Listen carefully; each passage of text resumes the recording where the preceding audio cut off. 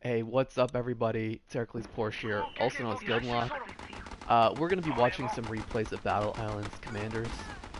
And while we do that, I'm going to be having a discussion about some things that are missing from the game. I'm talking about trying to add community support for this game. I'll have multiple examples of, what that means and what kind of things, needed to be added into this game as I go through it. Um, so yeah, this is a really good game. I wouldn't be having this discussion if I haven't really enjoyed myself here and really wanted to see it turn into, a successful entity. But it needs community support. It's missing things that, frankly, from a lot of other games, I kind of take for granted. Um, One of the first big things to mention is the fact that this game does not have any kind of forums from the,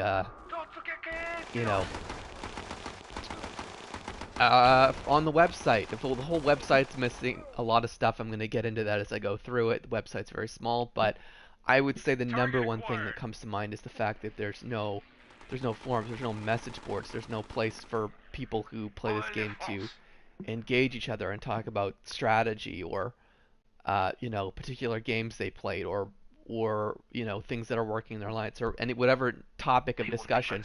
There isn't a place for us to really have it, and that just seems like, I don't know how else to say it, a big oversight. I kind of take having a forum on most games for granted. I'm gonna say anyway. I gotta stop using that line, but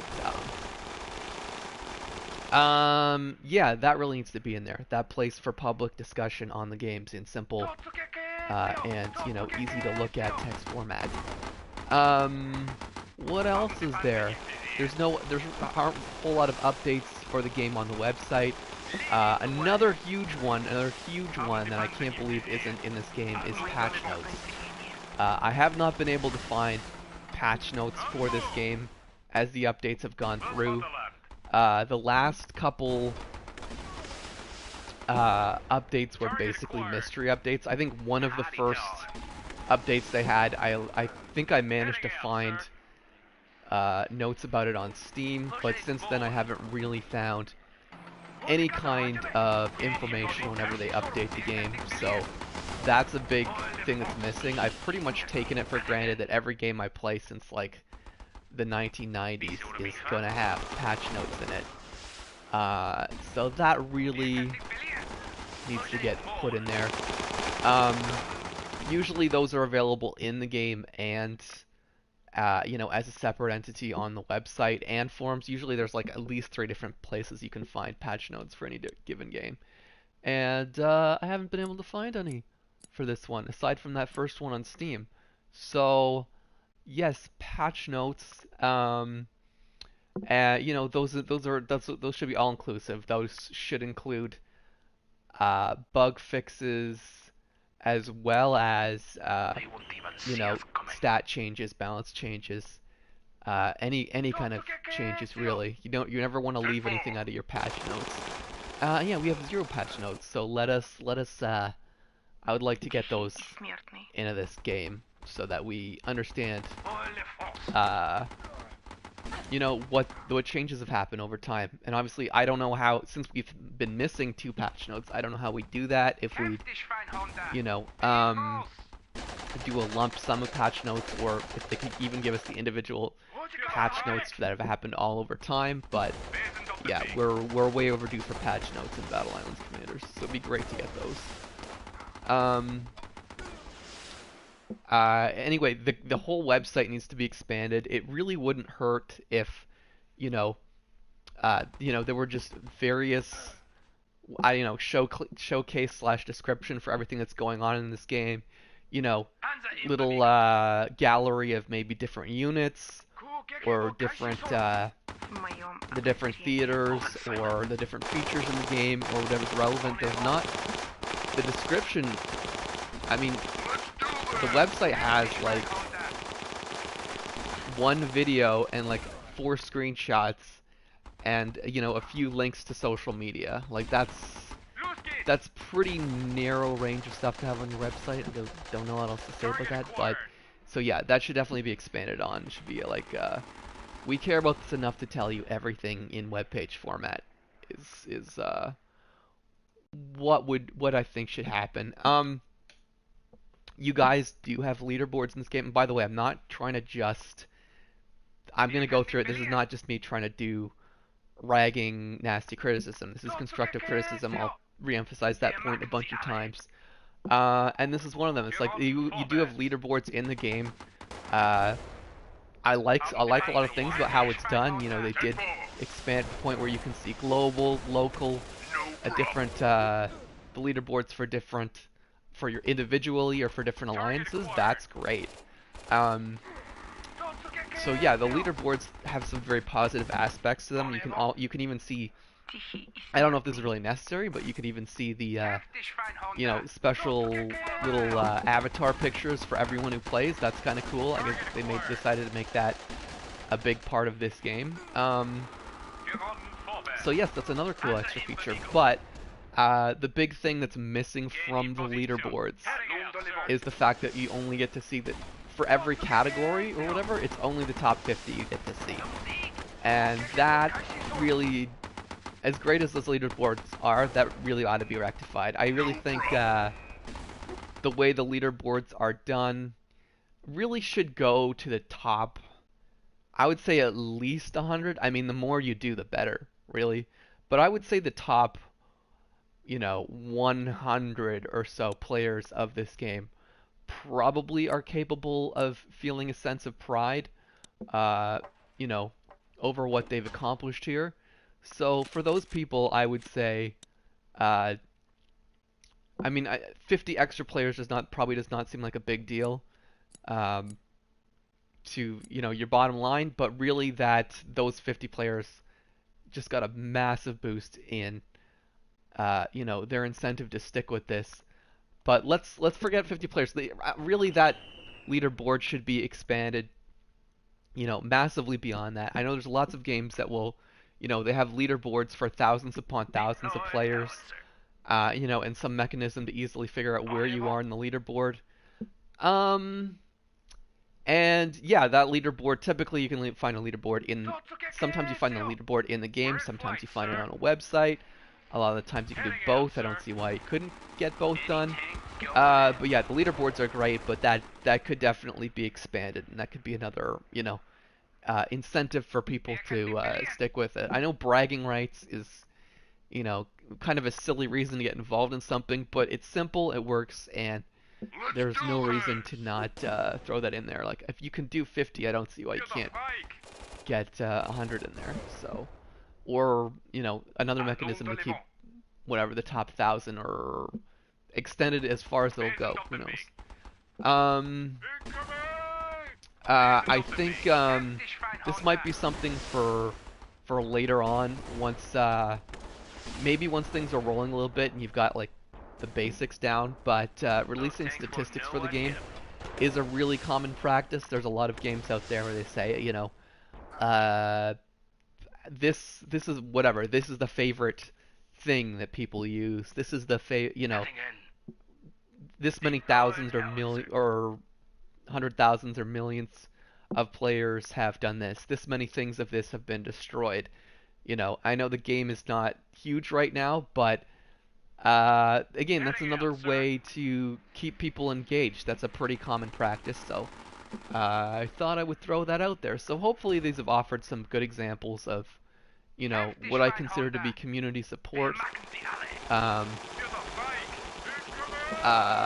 mean, I know you guys have got some things going. You have the Twitter, you have the Facebook, but you have videos that are only on the Twitter and the Facebook, which is weird. I don't know why you wouldn't get those same videos on YouTube, which, I mean, hey, it's great for me. Less competition, maybe, but actually not really helping me a whole lot because, really the more engagement, the more the company looks like it cares, the easier, the more it's a whole getting the ball rolling thing. The players,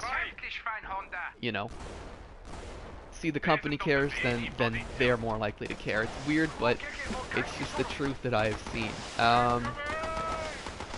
But yeah, why are those videos only on the Facebook and Twitter? I mean, Target acquired. I think a All lot in of people have. I don't know how many people their Twitter and Facebook are actually engaging. It does not seem like Let's huge do numbers, it. but I know you did get on social media, but really, it's got to. It's not. It's not put in a way that's really gonna very easily hook people in. So, yes, that is something. That's something that could be expanded. Make sure those videos are easier to share, easier to find. Um, yeah, I mean, people need a reason to stay engaged with this game after they get all their trophies. I know, obviously, I'm at this point. That's why this is kind of a good, you know, uh, point for me to make this video. Um, I mean, everyone who plays this game is going to set their own different personal goal for how they want to keep going through this. Um, uh, let's see, where are we now? That was all right. We will watch this one. Um, but yeah, this is all an attempt. There's more things you could add. If there's any kind of community creations, such as community videos you want to highlight. I know it sounds like, oh, I'm talking about me. Other things I'd never do though, like fan art. Fan art would be amazing if people love to see those shares of fan art. The people who make the fan art, as well as you know the people who are in this thing. That's a really good way to show that you're engaged with the player base. Um, and I mean, really anything you can think of. I mean, the community can create their own things too. They could create their own wiki or forums and stuff, but really, it feels more engaging if there's at least one like official from the company version of all of these things.